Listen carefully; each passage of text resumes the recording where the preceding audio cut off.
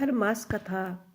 खरमास की कथा के अनुसार भगवान सूर्यदेव 7 घोड़ों के रथ पर सवार होकर लगातार ब्रह्मांड की परिक्रमा करते रहते हैं। उन्हें कहीं पर भी रुकावट की इजाजत नहीं होती।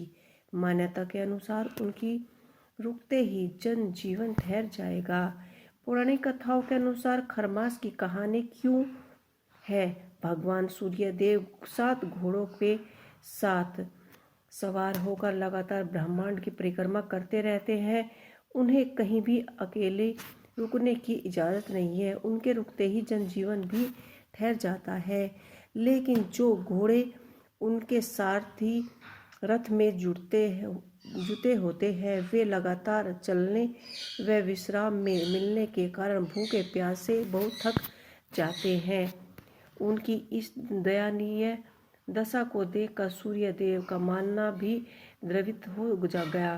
भगवान सूर्यदेव उन्हें एक तालाब किनारे ले गए और लेकिन उन्हें तभी यह भी आभास हुआ कि अगर रथ रुक गया तो अन्यथा हो जाएगा।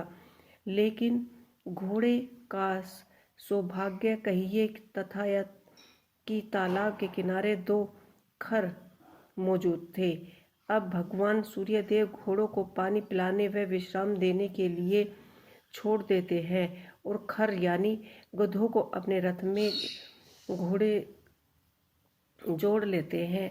जब घोड़े होते हैं और गधे होते हैं, रथ की गति धीमी हो जाती है। फिर भी जैसे तैसे 1 मास की चक्र भी पूरा होता है तो घोड़े को भी विश्राम मिल चुका होता है। इस तरह से यह क्रम चलता ही रहता है और सौर वर्ष में 1 सौर मास खरमास कहलाता है। खरमास अंग्रेजी कैलेंडर के अनुसार 16 दिसंबर के आसपास सूर्यदेव की धनु राशि में संक्रमण होने से होता है और 14 जनवरी को मकर संक्रांति संक्रमण न होने तक रहता है। इस तरह 14 मार्च के आसपास सूर्य मीन राशि की संक्रांति होती है और इसी दौरान लगभग सभी मंगल कार्य विसर्जित होते हैं।